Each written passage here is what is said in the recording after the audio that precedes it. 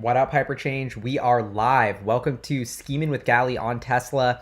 I got off a guest podcast that I did with New Money Channel. Shout out to Brandon from that. And I just was scheming on Tesla so hard. I had so many ideas. Figured I'd share them with you in a live stream, just kind of stream of consciousness. I have all of your comments stream up here so that I can ask questions. We can go back and forth. But let's just get into it. I have been scheming on this cell-to-pack innovation that Tesla has came out with. Give me a thumbs up if you can hear me, by the way. I hope y'all can hear me. Cell-to-pack innovation. Tesla, I believe, may have cracked the code on the future of the EV industry, like taking a step back from battery day. I've been thinking about, what are the implications? What is the game changer here? And I wanted to kind of hone in on this cell-to-pack technology because Tesla totally changed the way, not just what the battery was, but the way that we put batteries into cars by making them not just a battery that sits there, but that's actually a structural benefit to the car. And so this was a huge breakthrough in aircraft design that Tesla had. I should have pulled this up, but I don't have it ready. But where aircrafts eventually, they had this exoskeleton where it was actually beneficial to the structure. And so if you think about the first principles approach, by having the cell be part of the structure, you get all of these fillers and all this module removed. Essentially, you have more space for the battery that actually stores the energy. And so this, to me, is the biggest fundamental step change in the battery technology that I've been thinking a ton about with Tesla, is that this cell to structure technology, thanks for correcting me there, I just think this is a huge game changer because you think about a company like Rivian, for instance. The first cell-to-pack product that Tesla's coming out with is going to be the Cybertruck and the semi-truck, I believe.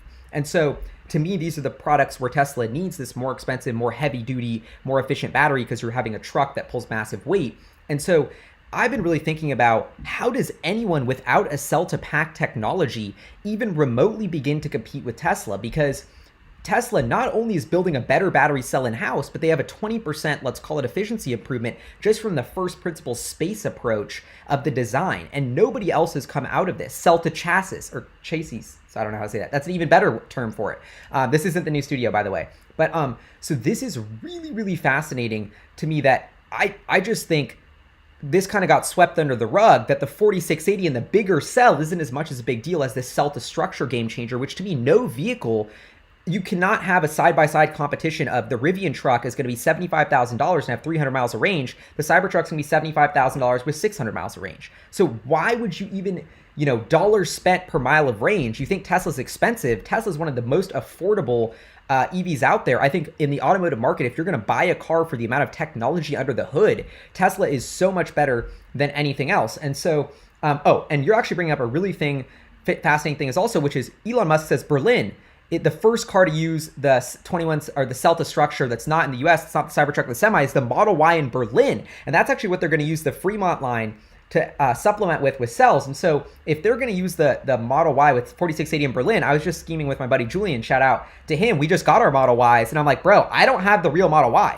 because my Model Y has a 2170 cell. The real Model Y is a 450 mile range Model Y with the 4680. I would have paid 10 grand more than that. It doesn't exist. Berlin, it's going to come off the line first. And I don't think Elon wants to say that in the US, the Model Y will get the 4680, but I think it will eventually. And I think as a Tesla owner, I don't know, I've been thinking a lot about, do you need a 450 mile range car? Is it worth it to put all this extra battery and all this extra range in that car for something you only use once every 6 months? If there's already enough superchargers to go across the country, do we really need more than 300 miles of range? My answer is yes, because we need 300 miles of usable range. And when it's cold weather, when you have people in the car, when you're going highway speeds, the 300 miles on my Model Y really goes to 200.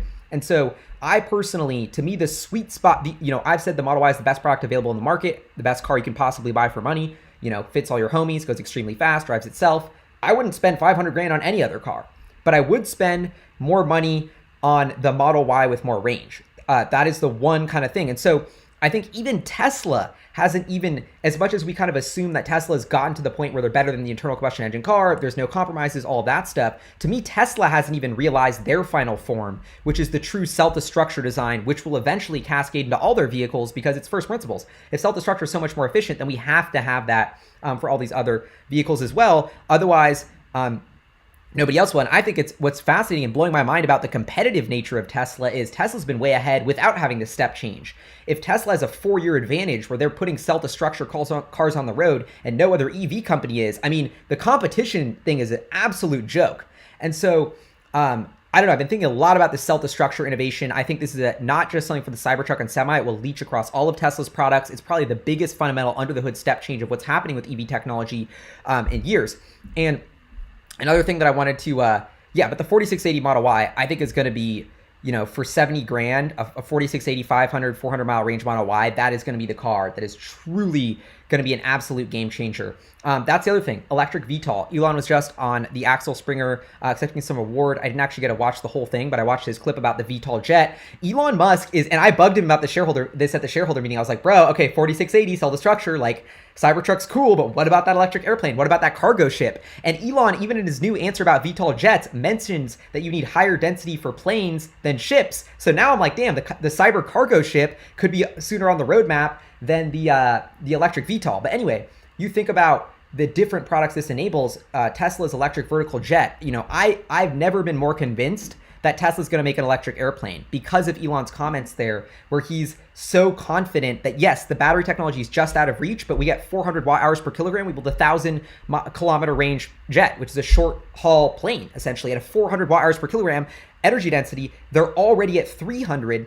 So to me, it's just a very small, 2 to 3 year increase, and they're already like dabbling with R&D cells that could do the electric plane. So, I'm all here like, I don't care about the electric plane until 2027, and Elon's like, yo, low key in the back of the lab, I got the cell that could do the electric jet. Like, Elon is a year or two away from an electric jet prototype. Actually, I don't want to say that because I don't want to like jump the gun, but reading in between the lines, it seems like Elon's like, we're dabbling with the 400 watt-hour kilogram per cell already. So, and now you think about the amount of momentum that goes into Tesla's battery day. They raise billions. That battery skunk works that just accelerates momentum across the pace of innovation of that of Tesla's product line. I mean, to me, it's inevitable that Tesla hits 400 watt-hours per kilogram. It's inevitable that they launch an electric airplane unless a company comes out that's better at manufacturing with better battery technology. Elon, who's that going to be? Like, so that's one thing that's fascinating. Okay, we're going to switch gears here. Tesla airplane, that's going to be 2025. Something a lot of people are asking me, will Tesla ever outsource its battery pack? This is something we talk about all the time on the channel. I have a hot take. Tesla will never outsource a battery pack to another vehicle maker. Okay, maybe that's a hot take. It might happen in 2040, but I think this will never happen. Hear me out. Why? Why would Tesla, first of all, has enough battery packs? That's the biggest reason we don't have Teslas everywhere is because they can't make enough batteries. We're selling 500,000 Teslas per year here. They want to sell 25 million. We need to get batteries up to 25 million Teslas a year before Elon Musk even thinks about having a meeting to give batteries to someone else. So first of all, that's totally out of the equation. Rule number B, you don't need, it's not software, bro. We're not coding up this battery pack and just sending VW a piece of code to Germany that then they can start printing out batteries. We got to move rocks and sand. We got a clay deposit in the lithium, Nevada desert. We got a cathode facility we had to build from the ground up for scratch. Drew is going to lose his shit if Elon gives him another factory to build simultaneously for VW. And second of all, why would we give VW those batteries? We need every battery cell we can get. And then in 2040, assuming VW still exists and we finally hit our 25 million cars a year, why would we give, VW the batteries? The way the Model Y is built is with this crazy next level aluminum we co-developed with SpaceX. We're building with robots. We're better at building cars than VW. We're better at building the autonomous software than VW. We're better at building seats than VW. We're better at building the heat pump than VW. Why would we outsource? Why would we give them the best battery to build a crappy car around it when we could just build a better car? Like, it makes no sense when you actually think about it. The entire outsourcing battery idea was even pitched to me by one of my MBA, hedge fund homies who's never built or run a company. They just print a spreadsheet that says, hey, VW sells 10 million cars a year. If we, print 10 million batteries a year, and sell them all to VW, then we'll make this much money. It works on the spreadsheet, but it doesn't work in reality. And so I think Tesla, and you think about the future of the automotive market, it's not 50 car brands that Tesla has to outsource to. It's an oligopoly. It's going to totally consolidate and change with autonomous vehicle software. We're going to have one winner. It's going to be a total monopoly scenario, maybe two, but you got to think about what happens here in the mission. You're asking about the mission here. The mission of Tesla is to get everybody going around sustainably. You want the best manufacturing company who's most efficient with her capital to build the vehicle that gets everybody around, right? If we're going to be most efficient for the mission, so that's Tesla. So it would be shooting yourself in the foot to make a crappier company build a crappier product. That's not going to help the mission. It's just better to have Tesla build all of them. And you think about the autonomous vehicle software that we have to embed in the car from day one, that Tesla designed the sensors and the FSD computer chip for. Like, what are we outsourcing here? So I think Tesla, the way the automotive industry unfolds from here, everyone starts to go bankrupt as Tesla continues to this is already what we're seeing. It becomes a really oligopoly-esque scenario. Tesla miles traveled is totally fragmented. Is the leading car brand has 2% of the world's mile traveled per humans, but soon that's going to be 30% of every human traveling around in a car in every city is in a Tesla, because they have this autonomous software that's 20 cents a mile to get around versus $2 for the alternative, and it's cleaner and it's safer and it's cooler because I showed up in a Tesla, not in some guy I don't know's Uber. So that's like a Honda. So to me, there's an unbelievable. And the value of Tesla is the amount of vehicles they produce times the value of autonomy. So this is why Tesla's Tesla's pumping out $1 billion in cash flow a quarter, doing 500,000 cars with a 8G autonomy stack.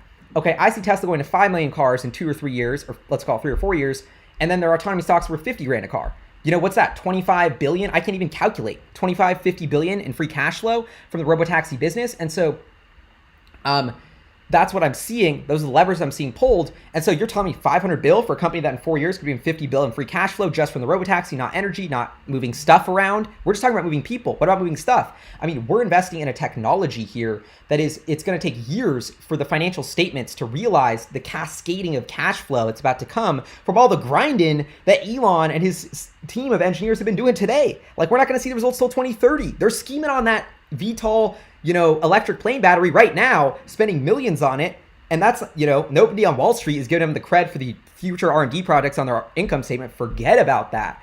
But so I think somewhere in the back of the lab, Drew's already scheming on that battery, but I can't believe it. And so now the other thing I was thinking about that is like Tesla cargo ship. Elon definitely said that ships batteries could be disrupted before planes. So are we going to get the Tesla cyber cargo ship? I love that product idea. Another crazy Tesla product idea. Okay, we hate flying cars, but what about drones? Aren't drones a really efficient way to move packages? Amazon's doing that whole scheme. What about a bigger cargo drone that could move packages really efficiently, or maybe people in certain corridors of certain cities where the noise is blocked, where there's nobody underneath? I think that's actually a really fascinating product. And if it were to exist, Tesla's in the best place to do it because they have the best, lightest, most efficient cell-to-structure batteries. So this is just another example of a 100 billion sci-fi, totally crazy project that Elon Musk doesn't even want to do, that I think Tesla shareholders could make a huge amount on. And so I love you guys. The comments here are awesome. I'm trying to keep up with everything going on, but I got a couple more startups to throw at you, honestly. Tesla smart home. So shout out to Dreamcase, because I just slept in my Tesla for the first time, like use it as a camp mode. Dude, the Tesla as a bed, the amount of value I just got from my Tesla, because I can sleep in it in a really cozy, like luxury hotel room now, drive around, freedom.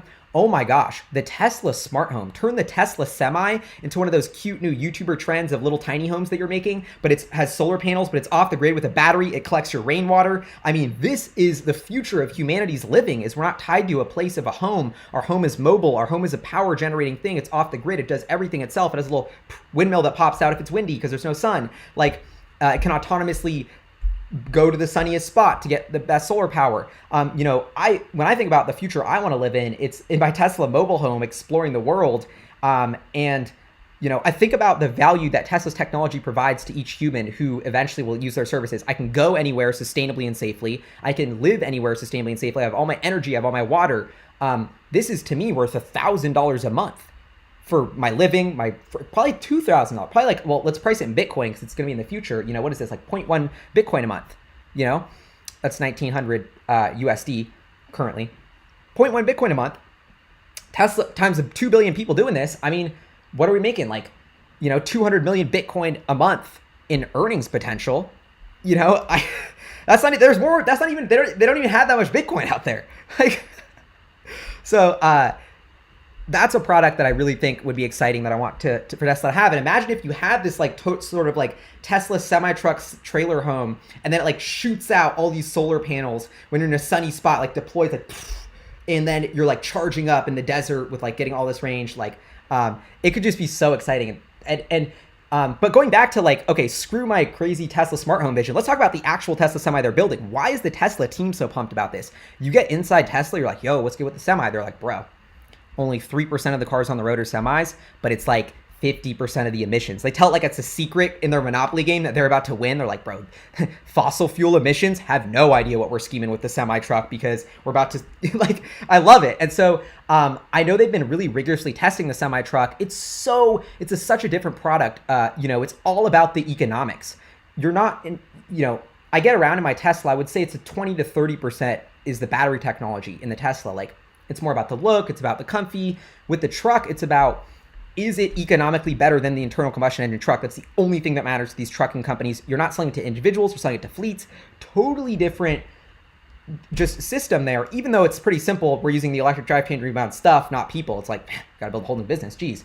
But that is what it is. And it's more testing, it's more rigorous, it's a different battery. And so, oh, thank you for the super chat. I'm a Tesla millionaire because of you. Not because of me, bro. It's because of you. See you on Mars, dude. I appreciate that. Yeah. But the Tesla, dude, platooning.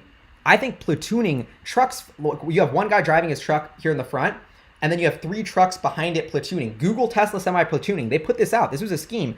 And I think it's much easier to get autopilot on the highway. FSD city streets, bro, it's a nightmare. FSD autopilot platooning on the highway is much simpler from a first principles basis, in my opinion. I don't know about the legality of it, but platooning on the highway when you have one driver in front with 3 semis behind it, but sounds like a simple first kind of iteration of this. But think about the monetization potential of the driver. You know, we put out a Moonshot Monday like 3 years ago about how the Tesla semi freight network would generate potentially be like $1 trillion company.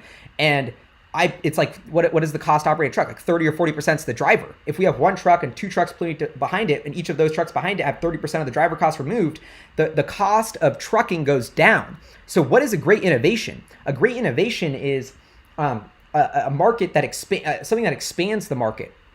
You know, if we're going to make trucking better, wouldn't the trucking market grow? Because it would eat into other shipping services. Exactly. That's why you've heard Elon say the Tesla semi-truck will disrupt rail. So right now, for a lot of stuff, you want to move it slower, less efficiently, but on this like certain route that Warren Buffett built 50 years ago, it's still cheaper to move rail than a truck. But even that's not going to be true. So there's another reason why Warren Buffett's sluffing and needs to buy Tesla stock is because his entire Burlington Northern like railroad, dude, it's like, dude, railroad is still how you're planning to get rich. Like this is like 150 years ago. Is going to get totally disrupted by the cost profile of traditional trucking dropping by significant degree because of first platooning and then true full autonomy with the Tesla freight network. Think about what we order on Amazon. The biggest Achilles heel for Amazon's business is in some ways the way I think about the biggest Achilles heel for TikTok's business. What's the biggest Achilles heel for TikTok, Facebook, Instagram, Twitter? That you have to use this phone. You have to use Apple's phone. I have to use this to connect. So this is the biggest Achilles heel of every social network, is they're relying on this hardware to get it all done. So what's Amazon's biggest Achilles heel is the best battery technology in the world. The thing that's going to be moving all their packages around is going to be Tesla. So to me, there is, now I'm thinking about it, is Bezos as much of a threat to Tesla as Tesla is to Bezos? That's why Bezos is probably beefing. Honestly, I just had an aha moment, because if there's a step platform in trucking technology and it's so much cheap, like Amazon is pinching pennies on shipping. They're like literally squeezing every little margin they can. That's why I've always been baffled that they would go for the crappier Rivian technology instead of Tesla's. But of course you don't want to help Tesla get better, because Tesla, this is a really interesting scenario, because Amazon is moving around all the stuff we're going to buy constantly. And Tesla's going to come up with a cheaper, more efficient, safer way to move it around. So will Amazon go against first principles thinking and use the crappier legacy system, or try and deal with Rivian to get a good car to come out? Like, super chat. Bro, are you still piloting the hypership in chill mode? No, I'm not. I got acceleration mode, or I'm going to get the acceleration boost for my Tesla. So it's awesome. Okay. Any other questions here? Actually, I don't think I finished my rant, to be honest. Solar roof. So I have a whole video coming out about the new solar roof that is going to drop V4. Tesla doesn't even know V4 is coming out. They probably do, but they haven't said anything. But of course they're going to come out with V4. The solar roof. It costs a Model 3. I mean, I think this is the biggest, just if I could shake somebody about Tesla's not a car company, it's this solar roof thing.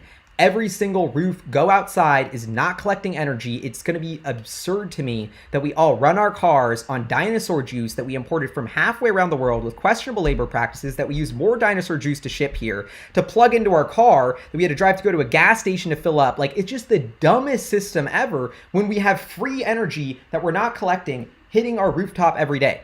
The dinosaur juice thing, it blows my mind from a first principles base. It's going to take 10 years for Tesla to reinvent this vision. No more dinosaur juice. We're just going to collect the sunlight. But to me, that is the biggest part of the Tesla thesis. Okay, autonomy, we can get to that later. But this idea that Tesla has a trifecta of a business model. They create products that consume energy, cars, trucks. We do a lot of things that consume energy, your home, HVAC. Products that produce energy, solar panels, wind energy, I think they might eventually get into. And then store energy, the batteries. So you have this trifecta of storage, production, consumption. And this is the Tesla flywheel of products. Every single product that Tesla makes can be put into this in this flywheel. And so the Boring Company, bro, don't comment that. I'm gonna get on a tangent. The Boring Company, if I was like Elon, should we buy the Boring Company? I think we should. Tesla's got so much capital. The thing we're shooting through the Boring Company is the Teslas. The Boring Company drivetrain loop system is using the Tesla thing. The Boring Company's already purchased equipment from Tesla. It's a transportation problem. Tesla's a transportation company, but it is too much heavy infrastructure. And so I don't know. I think that Tesla and the Boring Company will collaborate, and we're going to be shooting through through Boring Company tunnels in our Teslas in the future constantly. So there's a lot of synergy there. But yeah, I don't know. I got some super chats. Do I ever worry about Tesla being disrupted in 20 years because of focus? Yes. I mean, Tesla's going to become a big company, and they're going to have to fight all the big company things. But you know what I love about Tesla? This is why I was so pissed when Elon got voted out as chairman. This is where I had a really hot take on the governance, because exactly what you're saying. Because I see every company dilute their focus, hire a board of directors who doesn't care, lose this owner-operator, visionary founder mentality that is their biggest asset. They wash that away. They suppress this passion and try and normalize the company and fit it in a box and turn it to an IBM. I hate that. If that happens to Tesla, they will fail. And that is exactly why that I was so frustrated when they took Elon out as the chairman role, because a bunch of people and pressure from people who didn't think about the best long-term insight of the company and who weren't, it's not what the shareholders wanted. I wanted Elon Musk to be chairman and CEO. I want this to be a dictatorship because that's what I'm betting on. I want to bet on Elon's vision. And it was really, really frustrating to me when they kicked him out as chairman, because I think that was the first step of Tesla becoming a bureaucratic, losing focus company with too many cooks in the kitchen. And so that's my hot take on it. And I say that strongly because I want Tesla to know that, like, and I think you should let Tesla know as a shareholder that that's really what we want. We want that owner, visionary, operating founder. It's Elon Musk breaking the rule, doing exactly the opposite of what the suits said for 10 years that got us here. So now why are we bringing the suits in the room? Like, you know what I mean? HyperGuap. I've got nothing on HyperGuap yet. I'm gonna have a deal hopefully in about a couple weeks, but nothing on that yet. Elon's to be a worker. Okay, so do we have anything else to scheme on here? SpaceX. So I'm working on a presentation. I invested in SpaceX called SpaceX to $1 trillion. I want to put that out there because SpaceX's price goes up every day, it seems. But that's going to be something really, really exciting that I'm working on. Another super chat. How do you think Tesla can convince as many Europeans without private parking to charge at their home? Combat range anxiety. So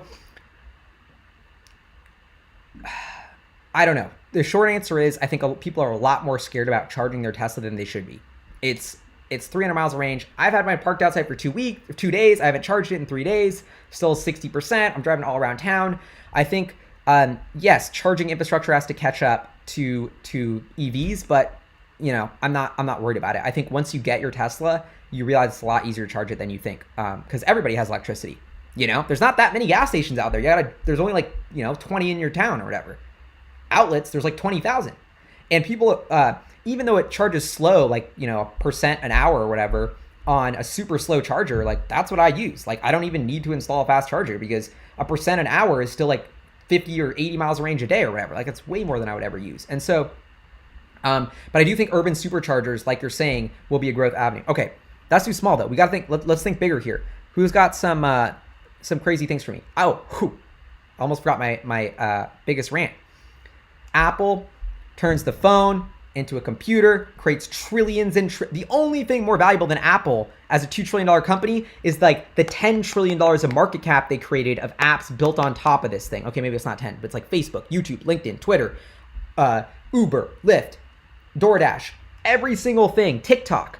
They're all created on this. When we turn the phone into a computer, Tesla is turning the car into a computer. And so I think the applications that are built on top of the Tesla network will single-handedly accrue $10 trillion in market value. Apple takes a 30% cut of their thing. Tesla's said when we have millions of cars on the road, it will make sense to launch an app store. It will make sense to unlock this platform. And it doesn't even matter to me, and it doesn't even make sense really to unlock it, screw millions of cars on the road, till we're autonomous. Okay, I have an idea for a cinnamon roll startup. Please do not take this idea. Freshly baked cinnamon rolls. I love cinnamon rolls. Why is this not a thing? Where I have to buy cinnamon rolls that were baked like 3 days ago. It's 2020. I can't even get a good freshly baked cinnamon roll delivered to my door every day. The service doesn't exist, but I love cinnamon rolls. But it's a distribution problem.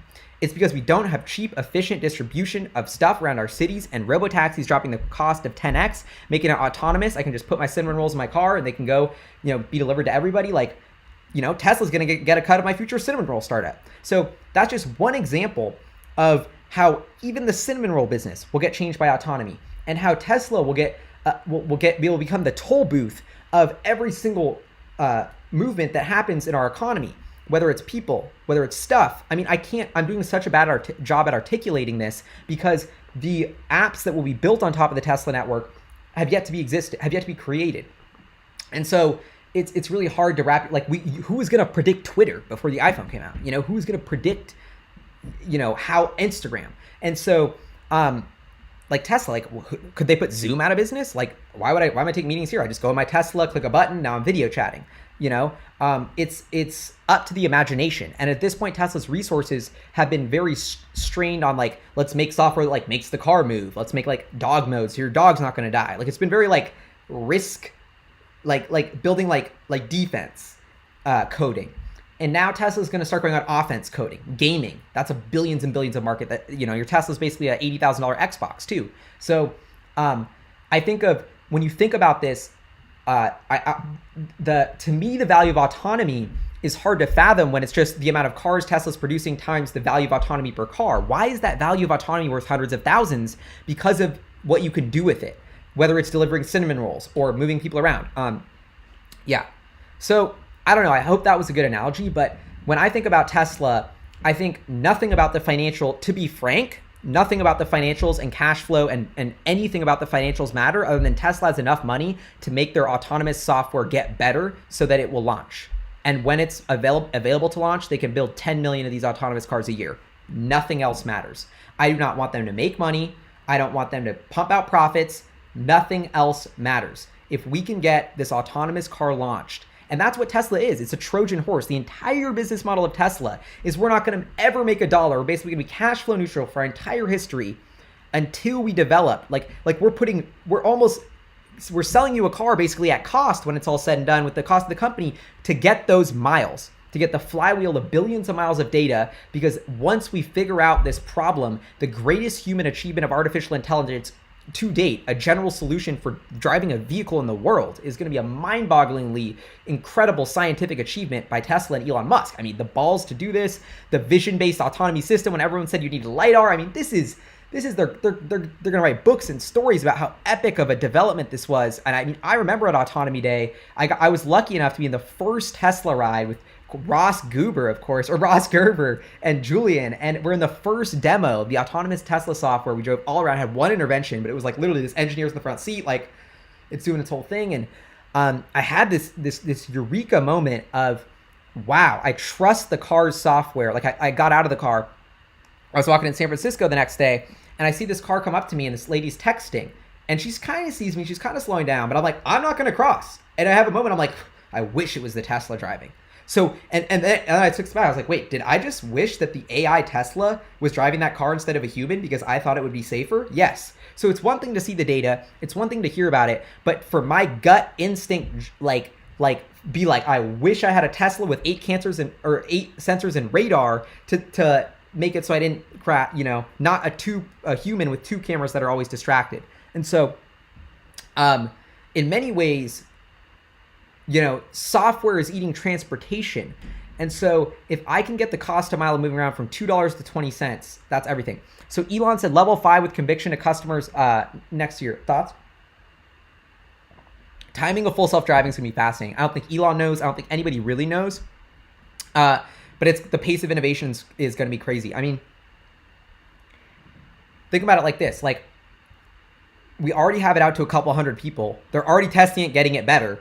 I'm not predicting, when it's going to come out, what's going to happen. All I know is that as a Tesla customer, I drove to California. It drove itself the entire way on the highway there, and it's getting way, way better every time I do an update. So that I know.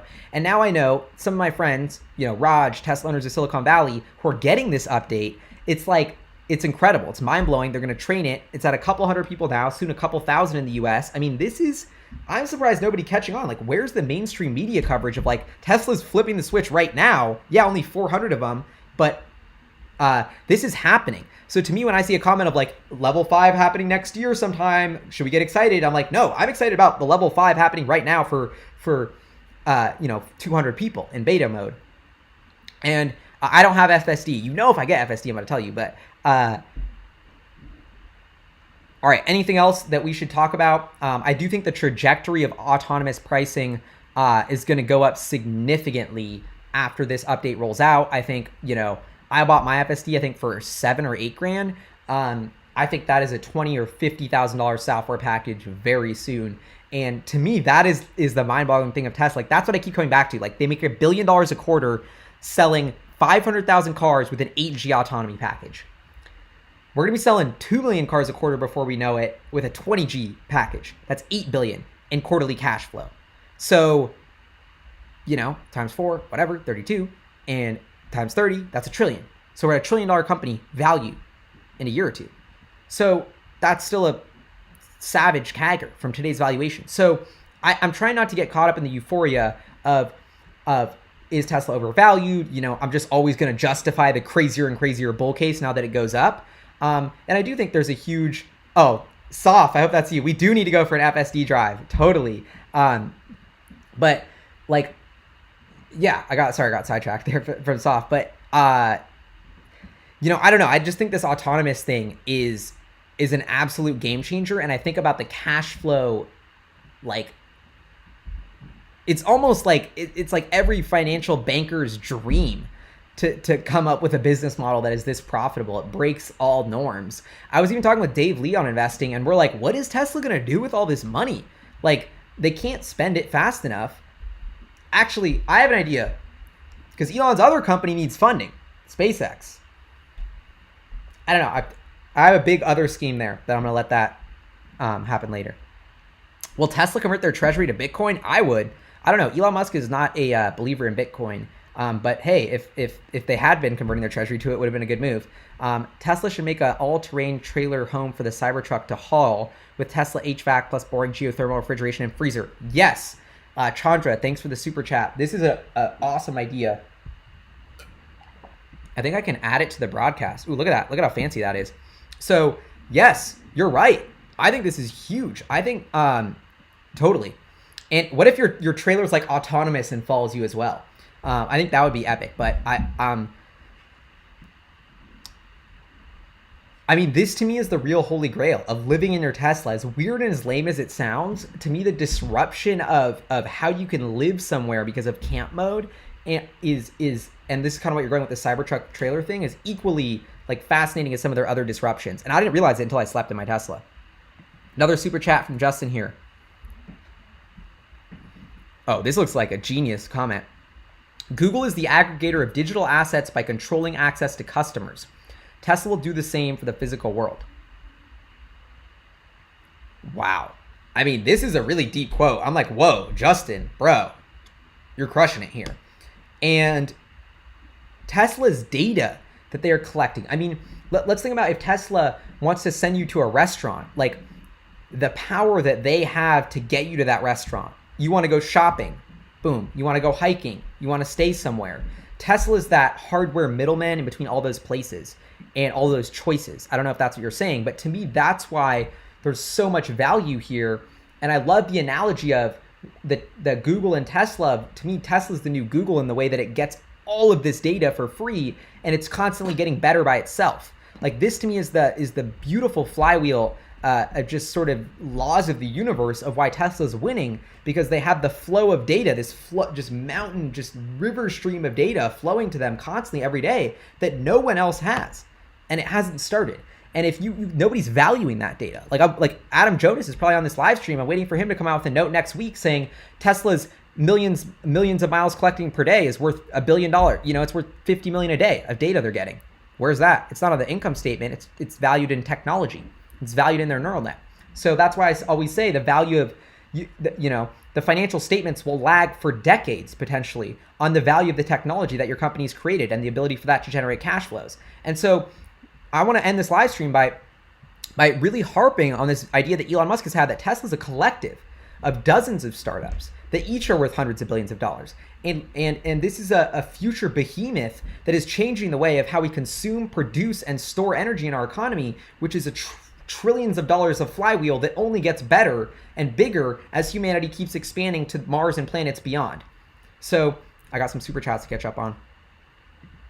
Previously, autopilot and FSD gap was pretty narrow.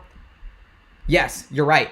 So I think the FSD attachment rate's 30%, and it's not that much of a gap. Although I gotta say, Auto Park, I've got my money's worth from Auto Park. Like, this is the coolest FSD feature, like showing your friends that it can park itself. So I use it all the time. So I already feel like my autopilot's paid for itself, but our FSD's paid for itself. But I do agree, more FSD features, higher attachment rate. To me, what I'm trying to say, Robert, is FSD is an amazing deal already, and I'm so happy I bought it. And like you said, that gap is just barely even widening, and now it's about to be.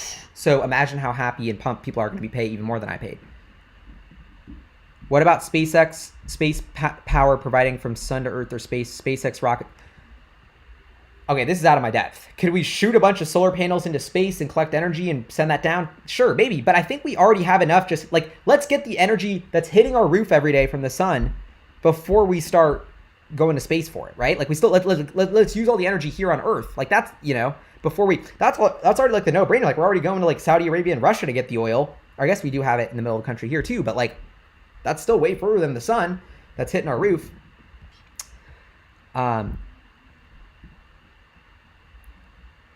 Oh, Jack, thanks for the super chat. So Elon could be back as chairman in 2021. That's an excellent comment. I will be voting and pushing for that heavily because of what I said earlier, where I believe that focus from the chairman and CEO position, when you have an owner, operator, visionary founder like Elon, is really a huge asset that we have.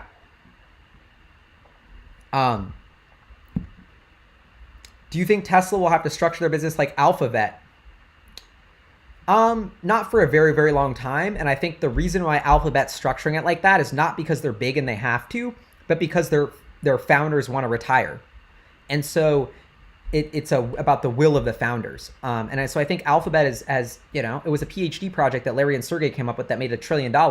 And now they're just retiring, driving their Teslas around, trying to build flying cars or whatever, having fun. Like, I don't think, and I think that's why there's a dilution of ideas and kind of progress from Google. I don't think it's because they got too big necessarily. Like, I think it's just a coincidence that when you get too big, you lose innovation. There's a lot of pressures on you that make you get too big, too much of a conglomerate, dilute your focus when you get big. But it doesn't have to. It's not inevitable. You can fight it. And to me, Elon getting back on as chairman is us fighting that. $10. Elon can say Tesla run a satellite company.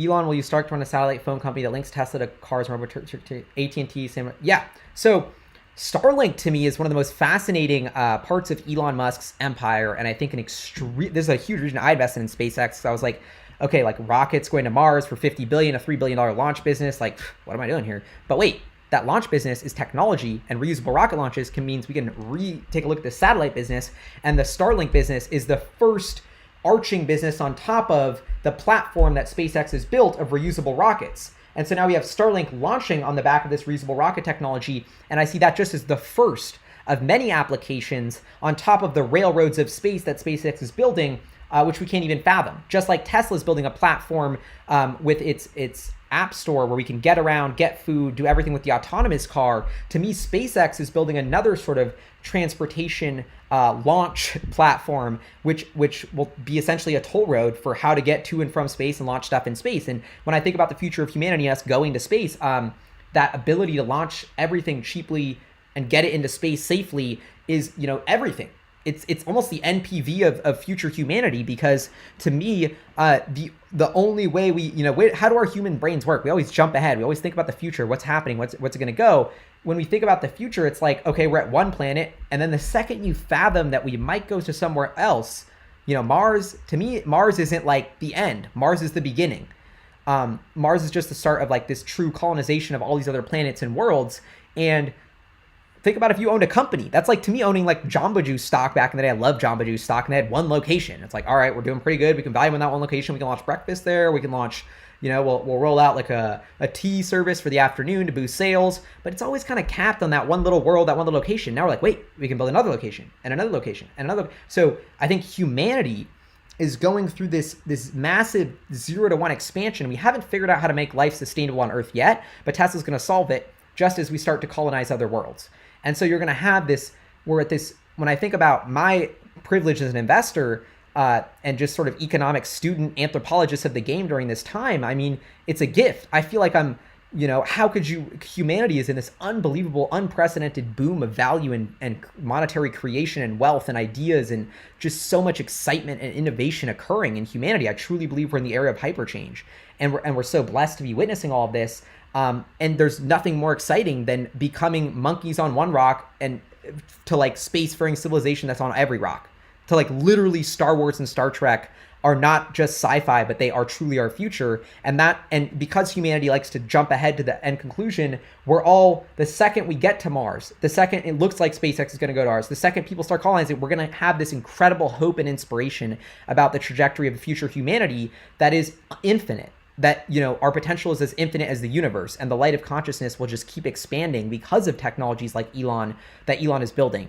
And that's why I love Elon, like such a scientist down when it comes down to it, like expanding the light of consciousness, making it so we have a better shot on Earth with Tesla, so we can expand with SpaceX. Like it's as much as he looks at the world and life as a simulation in a video game, to me, that's equally like the value and excitement of it is he wants to maximize what we have here, this value of this simulation.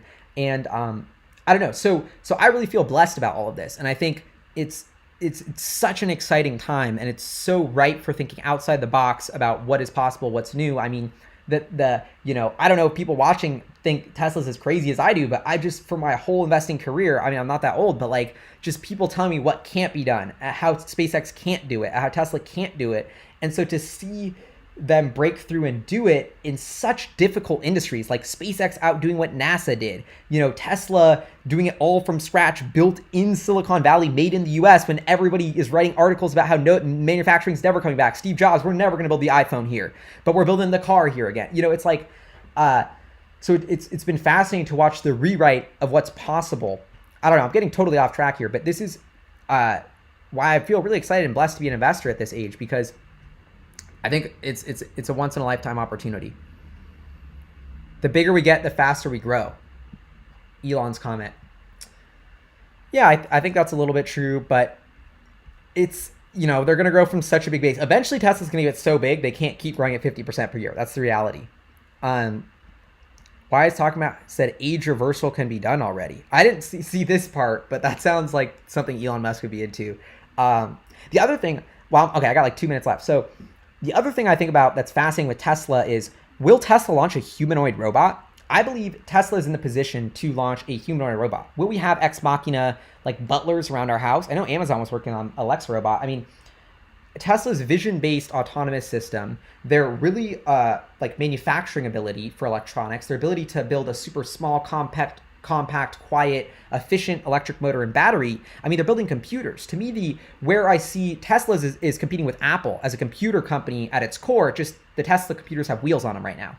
But eventually, that's why everyone said Apple should have bought Tesla, because they see this synergy. And to me, eventually, the future of humanity is cyborgs, right? Like, we're already cyborgs with our phone, but this is going to eventually go here in our head with Neuralink. And so when I think about how humanity evolves and the future of our cyborg selves, I think that Elon Musk is in the best position ever to capitalize this and to build the Neuralink chip. And then Tesla's building like maybe your humanoid body that you transfer your consciousness with your Neuralink chip into. I don't know where I'm going with this, but the value of the technology that Tesla's building today, we can't fathom where it is. And so I love open-ended things. Like, my favorite investments are one where I can't think of all the ways it could go right.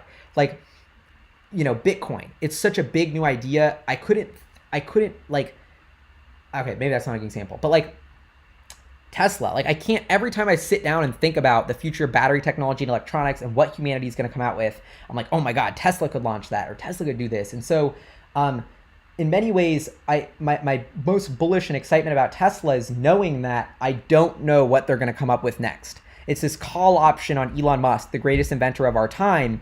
That's what Wall Street can't put in their spreadsheet. That's what nobody's been able to fathom, is this intangible what's next because of the pushing of the technology. It's, as you push the technology, new products, new services, like the new company, like, the new next biggest change the world thing is never smaller than the last biggest change the world thing. The next biggest company in the world that changes everything is going to be bigger than Apple was at its peak. It's going to be 5 or 10 trillion. And it's going to be Tesla, in my opinion. Like, I had hodling till 1 trillion in my bio on Twitter for years. And then I took it out because, like, I don't know, I'd put a new bio. The Financial Times wrote a whole article about it. But now I'm almost tempted to put back in hodling till 10 trill, because that's where my conviction has moved up on this story. And I just think computers, technology, software is eating the world. And when I think about the value of the technology and software that Tesla is building, it is more than Apple. I mean, maybe Neuralink, but I don't know. I'm getting sidetracked here to end the live stream. But this has been such a good Tesla scheme. I'm trying to think outside the box, because I think, as much as the stock price and excitement has been around Tesla, like the equity price and the value, sure, that's cool. But I'm having so much more fun nerding out on the product, the vision, the roadmap, the technology that is being built at Tesla. Who cares about the S&P? Who cares what this quarter's numbers are? I care what is going on at Cato Road with that new electric plane battery cell that they're scheming on in the back right now. They won't tell us. Like, that's what I'm thinking about. And maybe there's like that Ex Machina humanoid Tesla robot. I don't know. Maybe I'm just totally off the wall with that product idea. But anyway, this has been such a fun Scheme with G podcast. I'll do more of these. Please let me know what you think in the comments below. Like, I want all of your feedback on these ideas. What $1 trillion startup did I miss? Is it the autonomous cargo drone? Is it the Tesla home that you're going to live in that has HVAC, everything? Is it the V4 solar roof with water collection that purifies your water? Is it the Tesla freight network with trucks platooning? Is it the Model Y, the 4680? Is it the Tesla app store that turns, you tell me. Anyway, this is HyperChange. I love y'all. Thank you so much for tuning in. Huge shout out to our Patreon supporters, producers, funding the channel. I have a weekly newsletter I send out every week on Patreon that kind of has my inside scoop on all my low-key schemes and supports the channel. So I really appreciate that. Patreon.com/HyperChange. HyperChangers, y'all are the best. Have an epic day. Happy Wednesday. I'll see y'all soon.